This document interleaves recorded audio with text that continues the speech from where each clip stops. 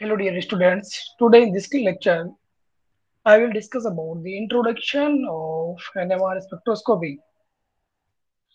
So when you talk about the characterization of structures, what structures of the organic compounds have, which type of the protons organic compounds have, the number of the protons present in the organic compounds are in what numbers can be can be determined by using the NMR spectroscopic technique.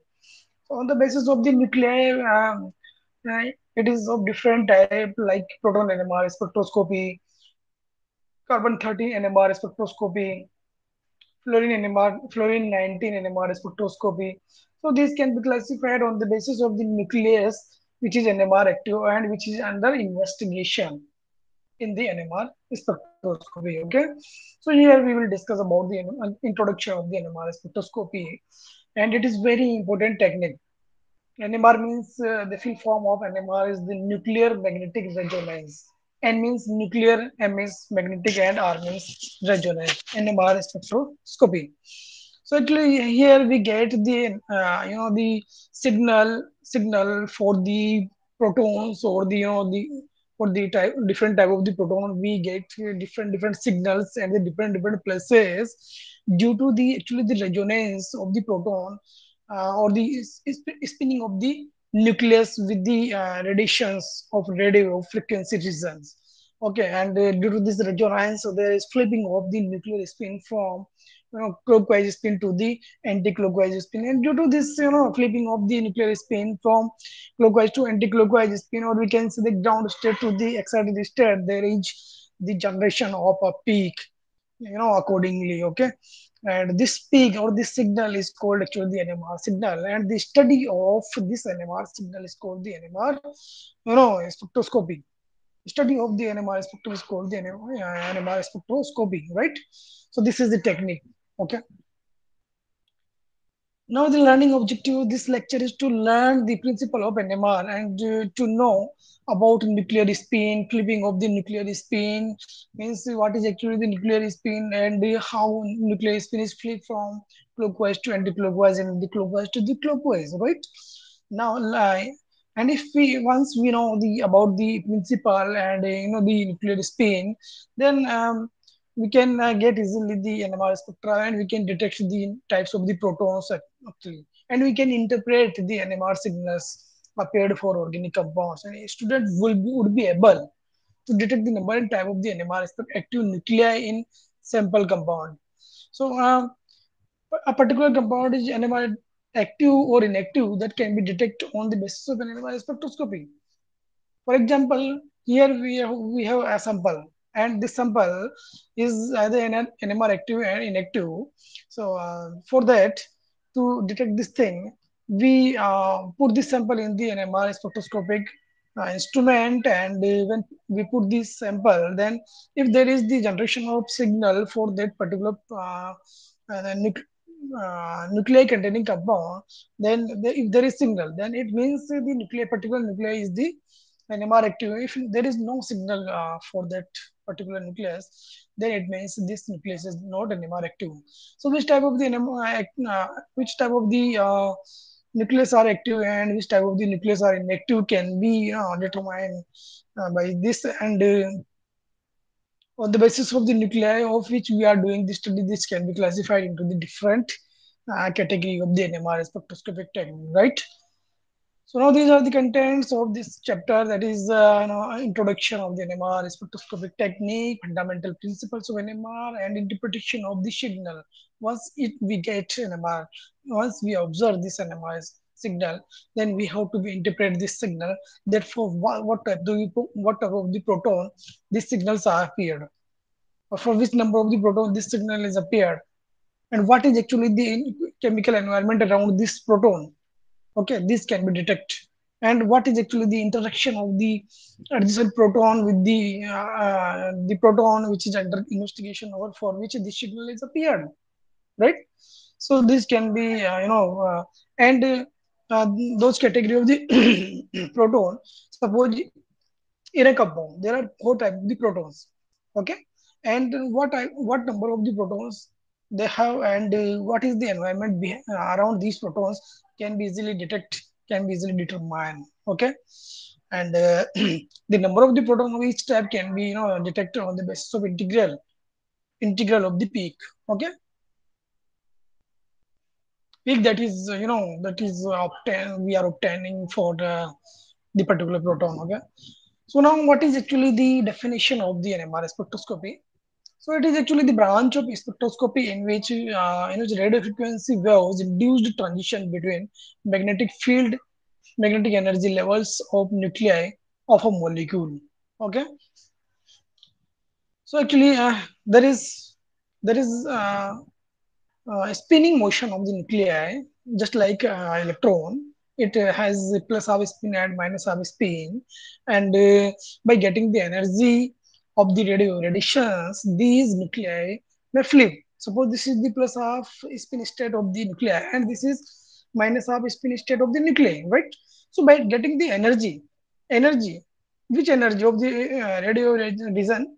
So the energy which is equals to the energy difference between this plus half spin state and minus half spin states. Okay, so when we put radio frequency radiations of this daily, that is equals to the that's energy is equals to the daily means the energy difference between these energy state. Then by getting the energy, by getting the radiations, these this nucleus flip means transit.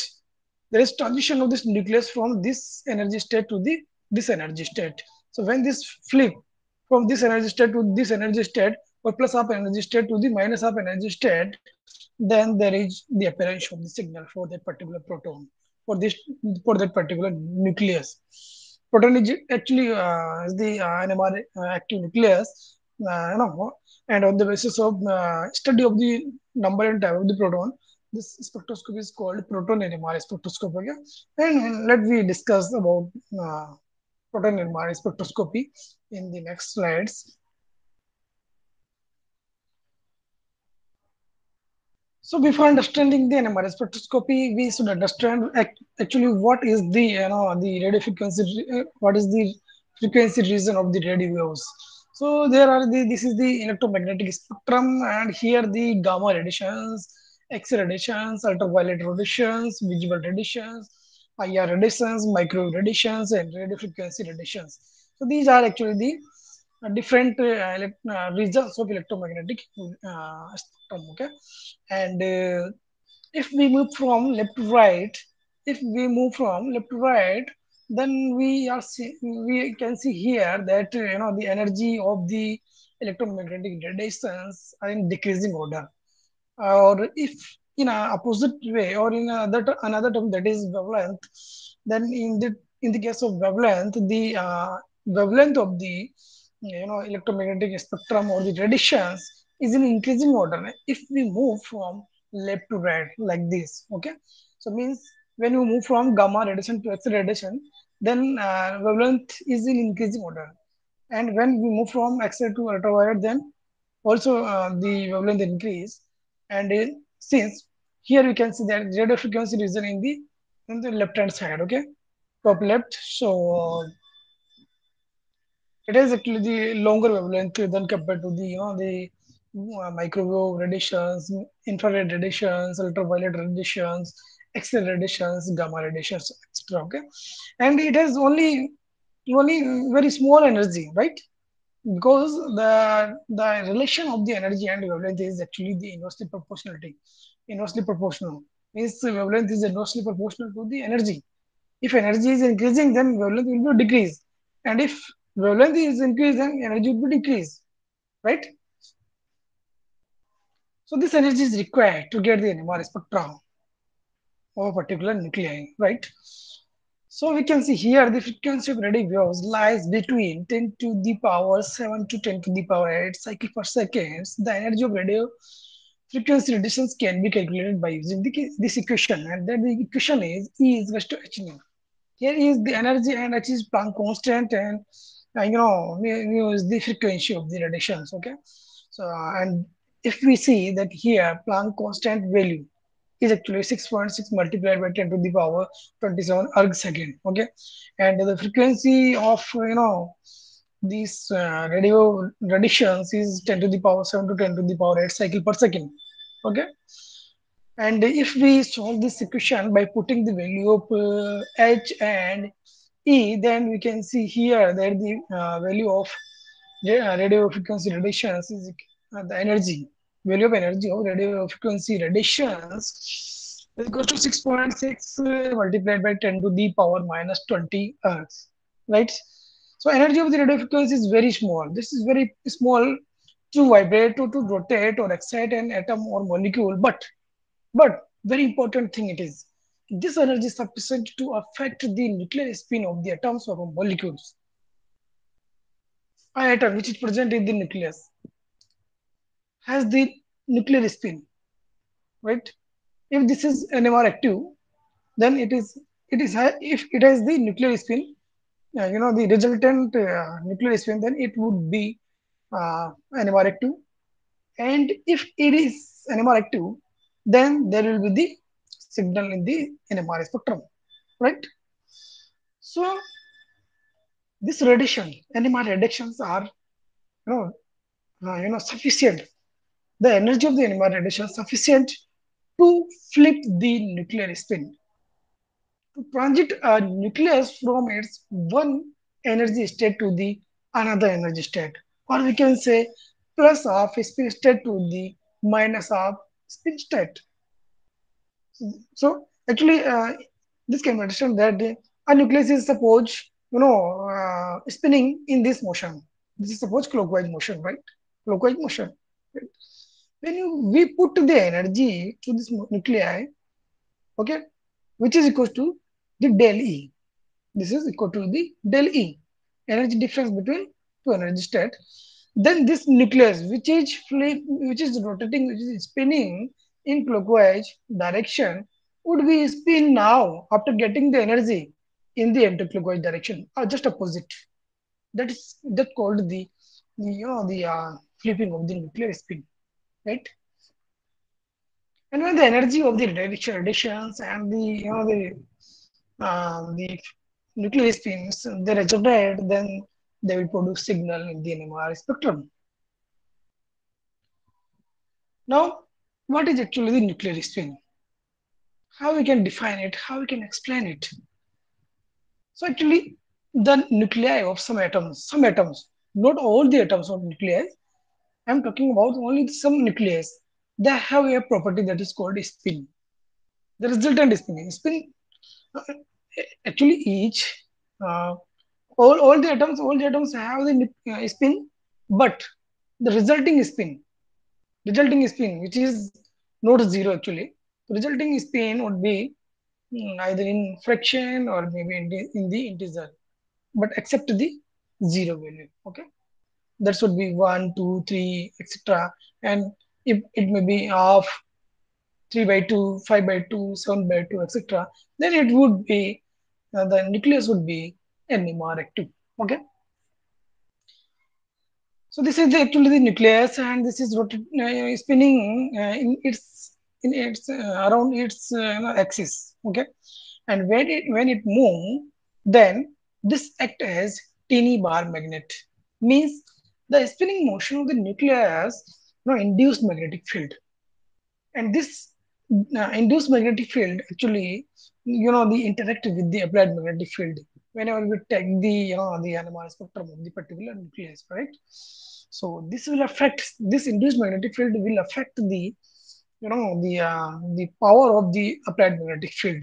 Okay, it may reinforce or it may oppose the applied magnetic field. This depends upon actually the direction of the induced magnetic field with respect to the applied magnetic field. Okay, so spinning magnet, the act as the teeny bar magnet means this induced magnetic field. This have some magnetic field. Okay, so when this nucleus, uh, this nucleus, so this nucleus have the property just like an electron. For example, electron is also, because electron is also having a spinning motion clockwise and anti-clockwise, just like the electron, nucleus has also the spinning motion in the clockwise or anti-clockwise direction. Okay, and the each spin active nucleus has the number of spin defined of its NMR quantum number. So spin quantum number. So actually, this can be defined. This can be defined. Spinning motion of the nucleus can be defined on the basis of spin quantum number I. And when we put the value of spin quantum number, then we can get the total number of spinning states for the particular nucleus. Because one nucleus can have the spin states maybe two, three, maybe four, maybe five. This depends upon the spin quantum number of particular nucleus. So here the formula to calculate the number of spin states is equals to 2i plus 1. 2i plus 1. And for a nucleus, the I value would be plus half, would be minus half, etc. 3 by 2, 5 by 2, etc. For proton, the I value is equals to half. This is the half. Because at a time the nucleus may spin in the either clockwise direction or in the anti-clockwise direction, right? So here the I is actually for proton is half. So when you put the value of here, then 2 multiplied by half plus 1 is equals to 2, means proton have two spin states. One is plus half spin state and second is minus half spin state. Okay. So now question is which nucleus is NMR active and which is NMR inactive? How we can define it? How we can explain this thing that a nucleus has the resultant spinning motion? Because the nucleus has the both spinning motion in the both direction, clockwise and in anti-clockwise also. So now how we can define that resulting spinning motion would be plus clockwise or maybe anti-clockwise, or we can say whatever the sign of the motion, clockwise anti-clockwise, doesn't matter. There should be the some resultant spinning motion. This may be up, this may be 1, 2, 3 by 2, 5 by 2, etc. If a nucleus has spinning motion resultant, then it would be NMR active. So which nucleus is NMR active and which is NMR inactive can be seen in this slide. So if the first case is if the number of neutron and the number of protons are both even, if the number of proton and neutron are even, both are present in the even number, then the nucleus has no spinning motion. For example, resultant spinning motion it does not have. For example, 12 carbon, 6 carbon 12 means, and 8 oxygen 16, and sulfur 32. Here actually the 12, 16, and 32 are the mass, atomic mass of these atoms, right? And the atomic mass is actually the combination of or the sum of the number of protons and number of neutron, right? So if you talk about the carbon 12, the number of neutron and number of protons are actually 6 each. 6 protons are present and 6 neutrons are present. So if of these 6 protons, 3 protons are moving in clockwise direction, then three other 3 protons would be moving in the or the spinning in the anti-clockwise direction. So three are in clockwise direction, 3 are in anti-clockwise direction. So overall spinning motion would be 0 because 3 anti-clockwise direction spinning and clockwise direction spinning of 3 nucleus, they cancel out of each other's spinning motion. No resulting spin of the nuclei. That's the reason. But if you talk about the next category, that is if the number of neutron plus the number of protons is odd. We are not talking about the individual neutron or the protons. I'm talking about the sum of the sum of the protons and neutrons are if in odd number, then there would be some half integer spin. There would be half integer spin of particular nucleus. For example, half 3 by 2, 5 by 2, etc. For one proton, the spin resulting spin is actually half. And for fluorine, that is 3 by 2. For phosphorus, it is 5 by 2. So for proton, actually, it is half. Why this is half? Because actually, proton has the odd number of neutron plus plus. Neutron plus neutron has the odd number. So suppose in the proton there is only one proton. In the hydrogen there is only one proton. So one proton at a time would be either have clockwise rotation or have anti-clockwise rotation. So suppose it is clockwise rotation, then the rotation would be half. It would be half plus half. So resulting spin would be half.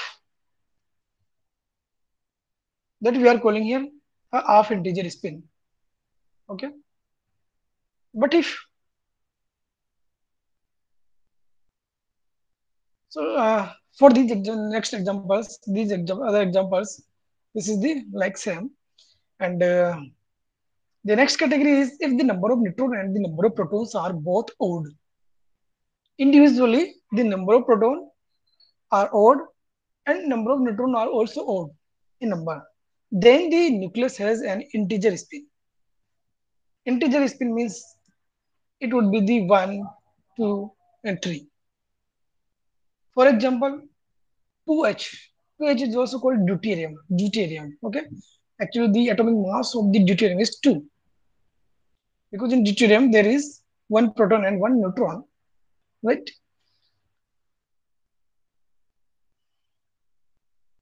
And nitrogen 14.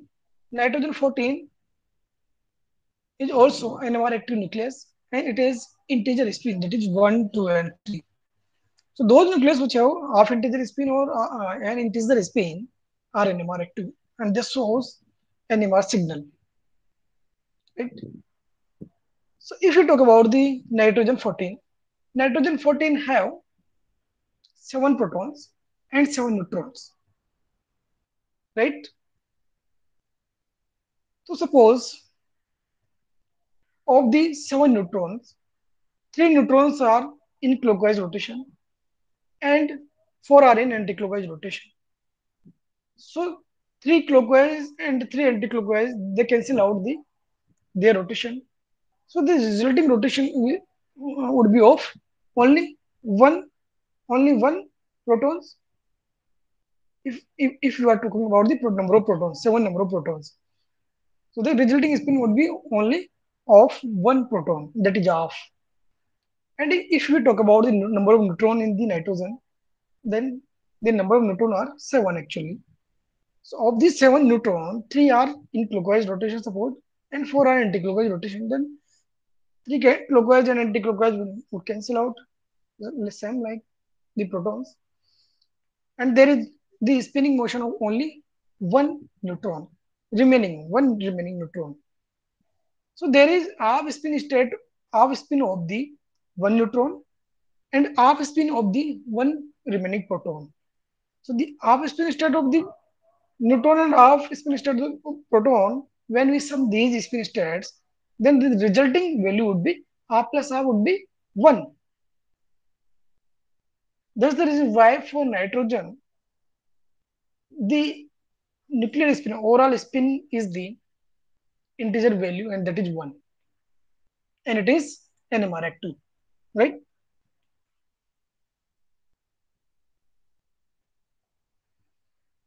Now, NMR,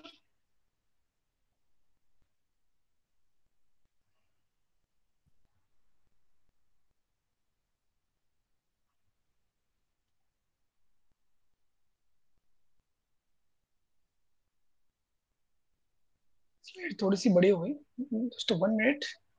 Just 1 minute.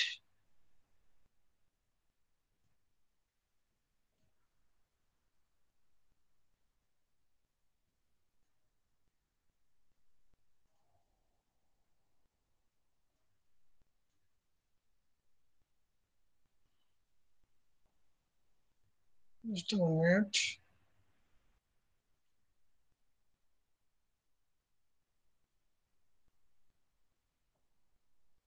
It is.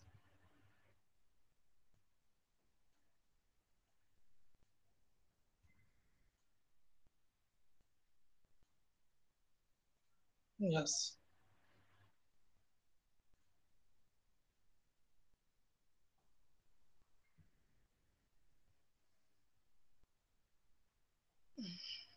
Sorry for the interruptions.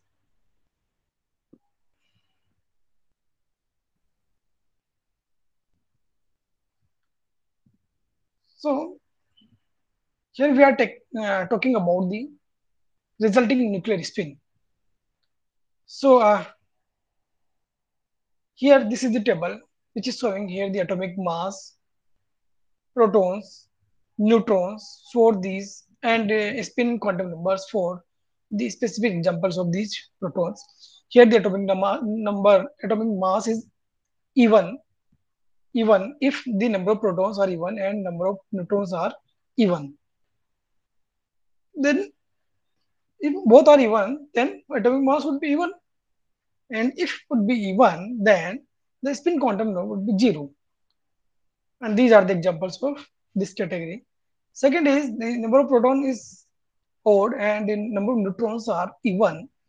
Then the sum of these components, the atomic mass would be odd, because atomic mass would be the the combination of the number of proton and number of neutron. In that case, the spin quantum number is of integer, of 3 by 2, 5 by 2, etc. For example, the 5 boron 11 and 9 fluorine 15, etc. And the proton and neutron, if number of protons are even and number of neutrons are odd, then atomic mass would be odd. And this is the the spin quantum would be also in half integer, that is half 3 by 2, 5 by 2, 7 by 2, etc. And for example, for carbon 13, for carbon 6 carbon 13, it would be half. Okay. And for category of nucleus that have odd number of proton and odd number of neutrons have the atomic mass in even number. And spin quantum number would be 1, 2, 3, etc. For nitrogen and for deuterium, the spin quantum number is actually 1. 1. Okay. So this can be explained on the basis of uh, this can be explained by the explaining the structure of the nucleus. Actually, nucleus is the structure. This is the atom and this is the nucleus that is positively charged. And around the positively charged nucleus, there is a cell, and in the cell, there is electron which is in moving. And this nucleus is constituted by protons and neutrons. So, if we talk about the protons, structure of the protons have these some fundamental particles. Two particles are in upward, upward direction, and one is in downward direction, downward, right? So if you talk about these fundamental particles, these are called as quarks, quarks, and these quarks are the connected with each other by this is just like spring that is called gluons, by gluons. And if you talk about the electric charge in quarks, then for upward fundamental matters, the electric charge is plus 2e upon 3. So here there are two fundamental particles which are in upward direction. So for overall total electric charge on these upward directional fundamental particles is plus 2e upon 3 plus 2e upon 3 means uh, and for downward the electric charge is minus e upon 3. So overall electric charge on this atom would be this can be calculated by putting these values in an equation, that is plus 2e upon 3 plus 2e upon 3 minus e upon 3. And when we solve this equation, then the resultant value would be plus 1e. Means proton have plus one E charge means plus one charge. Plus one E means electric charge. So means proton have plus one charge. Plus one charge, okay? So that's the reason why we put plus charge on the proton. And if you talk about the neutron have three fundamental particles. One is in upward direction and two are in downward direction. So for upward direction, the value of electric charge is plus 2 e upon 3, and for downward minus e upon 3. So when we put these values in the equation, then actually only there is only one upward particle that have the value plus 2 e upon 3, and two are in the downward direction that have the value minus e upon 3, and second one have also the minus e upon 3. So when we solve this equation, then the overall resulting value would be 0. That's the reason why no charge is present in the neutron. Neutron do not have, it does not have the charge, electric charge. Okay, while proton have the one electric charge. Okay, so that's the reason why actually a nucleus is constituted by a proton and neutron. Okay, if you talk about deuterium, then there is one proton and one neutron. But this has only plus charge. So why this have plus charge? This is due to the presence of proton, because neutron does not have the charge. So overall resulting charge of the nucleus would be plus 1 if only one proton is present here. Okay. So now still neutron does not have the charge, but still it has the magnetic field. While it does not have the charge, but still it has the magnetic field, resulting magnetic field. Because the resulting magnetic field will depends upon the number of neutrons present in the nucleus and number of protons present in the nucleus.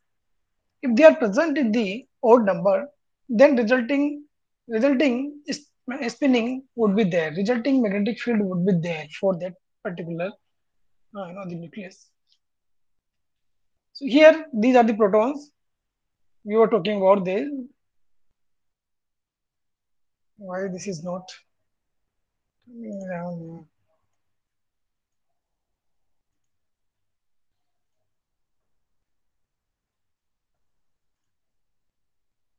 Yes. So if you talk about the 6 carbon 12, in the 6 carbon 12, the I value means spin quantum number value would be 0. So why this is 0? Because in the 6 carbon 12, there are, you know, 6, there are 6 protons, there are 6 protons and 6 neutrons. So there are 6 proton and 6 neutron. So these 6 protons are in of these 6 protons, 3 protons are moving in upward direction, means clockwise direction, and 3 protons which are in the below line, they are they have the motion in anti-clockwise direction, and upward have the suppose spin in the clockwise direction. So their spinning cancel out of each other, right? And resulting spinning would be 0. And if you talk about this, the neutrons of these 6 carbon 12, the neutron number of neutrons are also 6. So of the 6, 3 are in clockwise and 3 are in anti-clockwise direction. They will cancel out their spin. The resulting spin will be 0. So neither the proton and nor the neutron have the resulting spin. That's the reason why 6 carbon 12 does not have the spin quantum number, and its value is 0. So if the I value is 0, then according to the formula, total spin states is equal to 2i plus 1. When you put the I value is 0, then the resulting value would be 2 multiplied by 0 plus 1 means 1. So only one spin state is there, not two. Now if there is no two spin states, then nucleus how can be flipped from one to another spin state? There is no two spin state or more than two spin state. There is only one spin state. So how it can be flipped? And into which spin state this only one spin state would flip? There is no possibility of its flipping. That's the reason why if a nucleus have the I number 0, then there is no possibility of its flipping by getting or by absorbing the radio frequency radiations. Okay. But now if you talk about the 6 carbon 13, so in the 6 carbon 13, the number of protons are 6. They cancel out their spinning motion, but the number of neutrons are 7.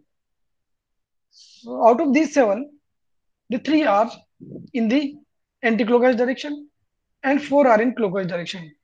So 3 anti-clockwise cancel out the motion of or spinning of the anti-clockwise or the clockwise, you know, spinning neutrons. So only one neutron is here remaining that have the plus half spin. So the resulting spinning of these 7 neutron will be off, and the resulting spinning of the carbon 13 nucleus would be off. So if this is off, then the value of I would be off. If its value is off, then if we put this off value into the formula 2I plus 1, then 2 multiplied by half plus 1 would be 2. Means for carbon 13 nucleus, there are two spin states. One is off and second is, so one is plus half and second is minus half. So if this nucleus get the energy of radio frequency region, then it may flip from clockwise spin state to the anti-clockwise spin states. And there would be the appearance of a signal or a peak in the NMR spectrum. Right? For nitrogen 14, this is just like the these nucleus. This can be explained. Now,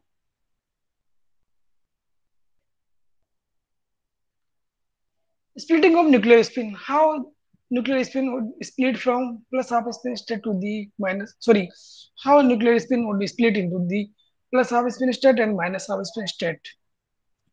So actually, the spinning nucleus has the induced magnetic field, and the magnetic field of spinning nucleus will align either with the external field or against the field.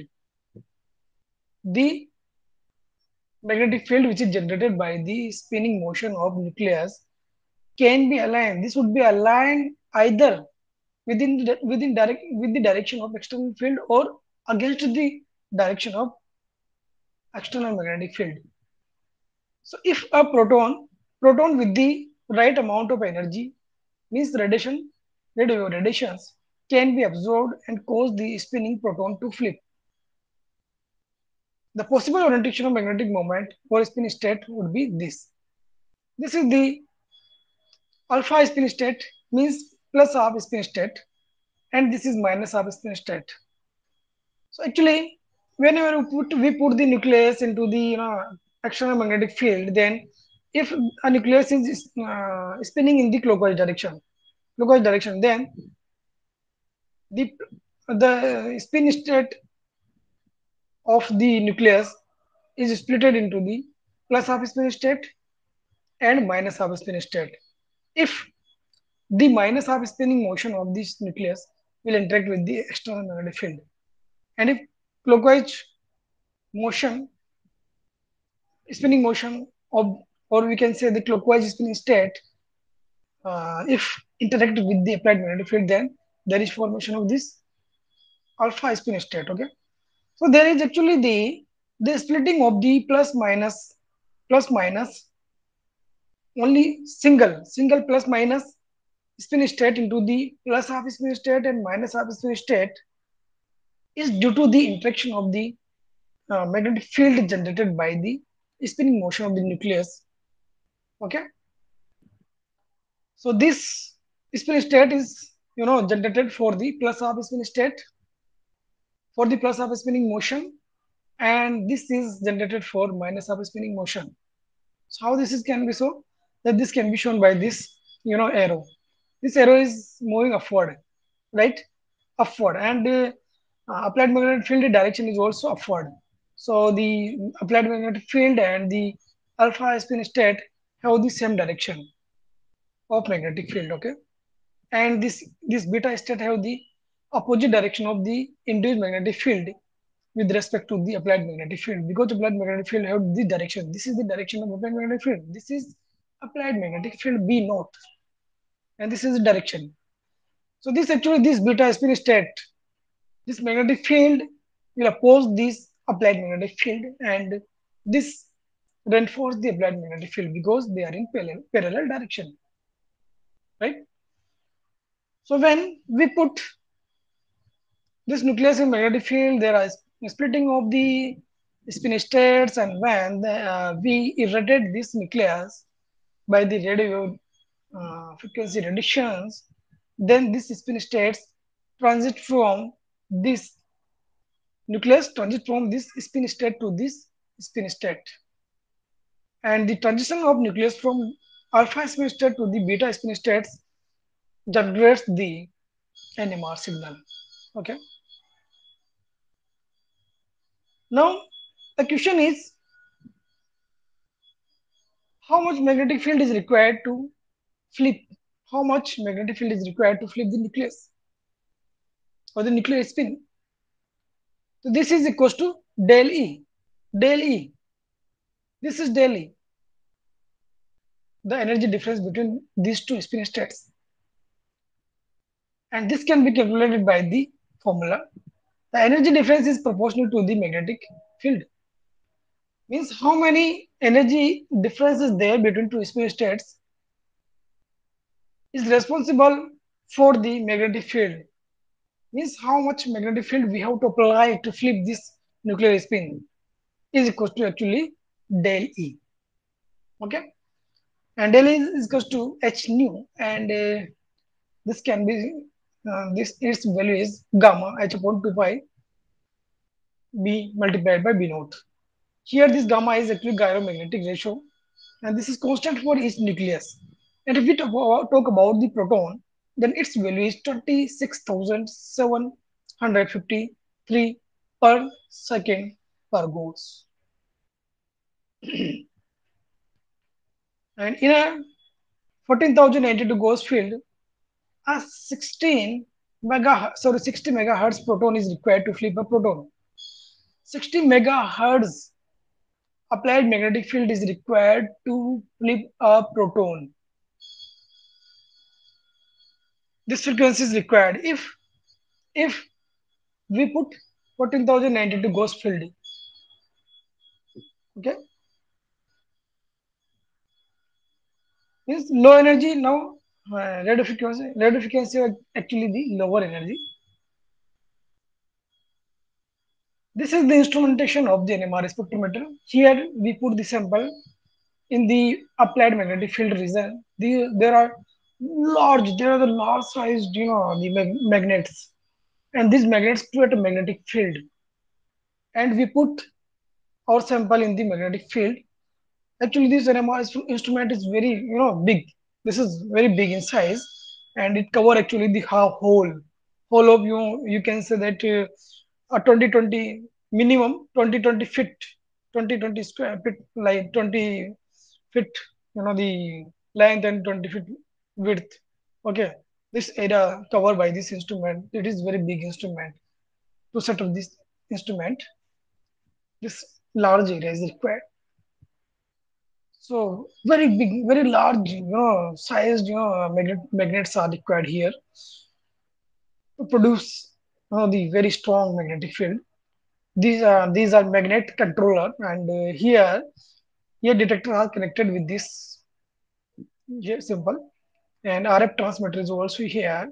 And when detector detect the signal from here, there is the the peak in the spectrum in decoder. Okay. So now the principle of NMR spectroscopy. Principle. What is actually the principle? So when there is interaction of magnetic field with the spin of nucleus, and then absorption of radio frequency would be there. For example, the nucleus of proton 1H plus has two spin states. Clockwise rotation with a spin quantum number of is equals to plus half, and anti-clockwise rotation with a spin quantum number of is equals to minus, sorry, I is equal to minus half. So how we can get the NMR spectrum? So there is actually the interaction of the magnetic field with the nuclei, and when the daily the radiation of energy radiation have the energy equals to daily, then there is interaction of the radio frequency radio radiation, I mean magnetic field and the nuclei, and there is resonance between these, you know, components, the inflectors. And then if there is interaction between these magnetic field and nuclei, spinning of the nuclei, then there would be the absorption of the radio frequency radiations. And if there is absorption of the radio frequency radiation, then there would be the signal. There would be the appearance of the signals in the spectrum.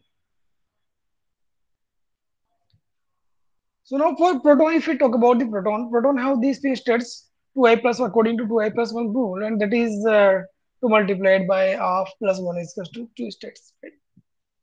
So these are the two states of protons as we have discussed in the previous slides, plus half and minus half. Okay, these are two spin states.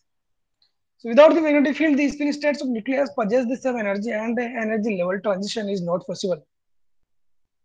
If we do not put the sample in the applied field region, okay, then there will be no splitting of this spin states, because there will be no interaction of the nuclear magnetic, I mean the magnetic field generated by the spinning of the nucleus.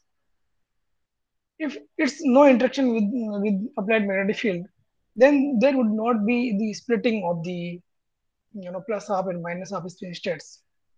Okay, so for splitting of the single energy level of nucleus, we need applied magnetic field, and that applied magnetic field interact with the clockwise spin and anti-clockwise spin differently and produce two energy levels accordingly. I mean, if this interact with the you know clockwise spin, then it produce alpha spin states, and if interact with anti-clockwise spin state, then it would produce the beta spin state. Okay, so when a magnetic field is applied, the separate levels and radio frequency reductions can cause transition between the energy levels, and this is actually the signals. For example, this is the signal appeared for protons of TMS. So these are the parameters here. If you move from left to right, the delta value in the ppm is decreasing, and we are moving actually in the field direction. Means the delta value and field strength is in the opposite direction. Okay, the delta value is highest at 0 ppm value and the lowest at 10 ppm value. Okay, if our signal is appearing at downfield region, then we can say that the proton is actually decelerated proton, and their signals are appearing in the downfield region, and this can be called downfield shifting of the signal for the particular protons. And this shows that the desilting of proton means there is less electron density around the protons. Ascending and descending of the protons, this depends upon the electron density around the proton. If electron density around the proton increasing, that means shielding of the proton increasing. Okay, and our signal will appear in a fielded direction, because actually the induced magnetic field by the spinning motion of electrons oppose the applied magnetic field. That's the reason why proton feels less applied magnetic field. If proton feels less external magnetic field, then to bring this nucleus in the resonance, there is the requirement of more applied magnetic field. So we have to be upgrade, or we have to be the increase the applied magnetic field, means our signal will be absorbed at the higher magnetic field, that is called a field.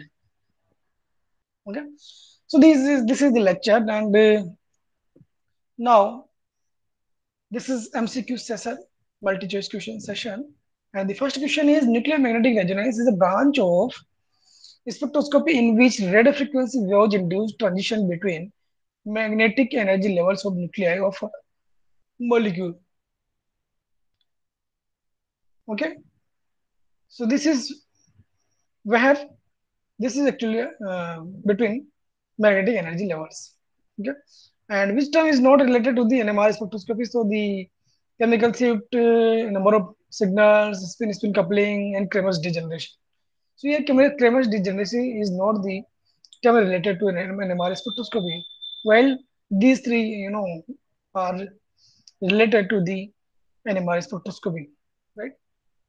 And if you talk about the next question, that is the frequency of radio waves lies between. So these lies between actually 10 to the power 7 to 10 to the power 8 cycle per second. Okay, and if you talk about the next question, energy of radio frequency radiation is very small to vibrate, rotate, or excite an atom or molecules, but this energy is sufficient to affect the. This is sufficient. The radio radiation's energy is sufficient to affect the what? The affect what? The affect the actually the nuclear spin. This would be the answer. And now the question number 5, incorrect statement about the term nuclear spin.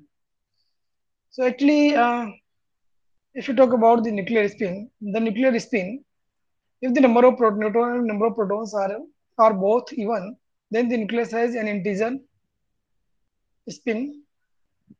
Is this correct? No, this is not correct. It would be 0. If the number of neutron and number of protons are both odd, then the nucleus has an integer spin. Yeah, this is correct. If the number of neutron plus the number of protons is odd, then the nucleus has half integer spin. This is correct also. And each spin active nucleus has a number of spins defined by its spin quantum number I. And the number of spin states are 2i plus 1. This is correct. So first option is incorrect. Because if the number of neutron and number of protons are even number, then the nucleus has 0 spin. Right? The next question is, which nucleus is NMR active?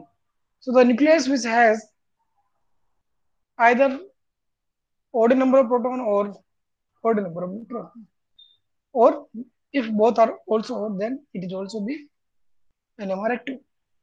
So the proton has actually the odd number of proton. I mean hydrogen has the, this can also called hydrogen is also called proton. Okay, so the hydrogen is actually has the one proton. Okay, odd number of proton, no neutron it is. That's the reason why proton is an NMR active nucleus, because it has the resulting spin. Now the next question is, which nucleus have odd number of protons and odd number of neutrons? Which nucleus? Carbon 12, 32 proton, and proton is hydrogen and nitrogen. Odd number of neutron and odd number of proton, which has, this has, nitrogen has the odd number of neutron and odd number of protons, because nitrogen has the 14 atomic mass, where atomic number is 7 and number of neutrons are 7. Atomic number means number of protons are 7. The next question is, the magnetic field of spinning nuclei will be aligned with the external magnetic field or against the external magnetic field, or either with the external magnetic field or aligned against the magnetic field. So there is both the possibility that the magnetic field of spinning nuclei will be either align with the external magnetic field or against the magnetic field. So C option would be correct option. And if we talk about the question number 9, a proton with the right amount of energy of which region can be absorbed and cause the spinning proton to flip. So which radiations are required to get the um, absorption for the absorption and to get the NMR signal. So radio frequency radiations are actually required to flip a proton, to flip a nucleus from its one spin state to the another spin state. While actually UV visible radiations also transit a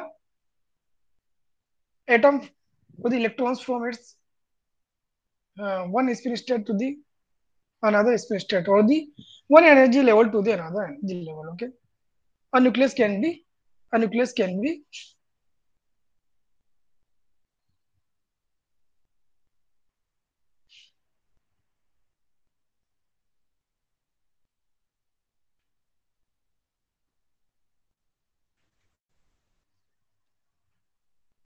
an atom can be transit, a molecule can be transit from one energy level to the another energy level. Means there is actually the in the UV visible region there is electronic transition of an electron from one energy level to the another energy level, and that required too much high energy. Okay, and higher radiations required to vibrate a molecule, and microwave radiations required to rotate a molecule. Okay, so but for spinning, for or we can say for flipping the spinning motion of proton, we require very less energy. Okay, and the last question is how much electric charge is present on each upward quarks of proton? How much? So it is very simple. There is the fact, and that is plus 2 over 3. This energy is required. This is electric charge which is present at the upward quarks of proton. Okay. So now these are the reference books by Sharma, Elementary Organic Spectroscopy, and from S-Chan publication, and Roberts and Strand Spectrometric Identification of Organic Compounds. That is of Wiley Publishers, and these are the PDF links of these books. Okay. So if still you have any type of query, a question, that most welcome of you. I would be, I would be very happy to give answer of your questions. Okay. So thank you. Have a good day.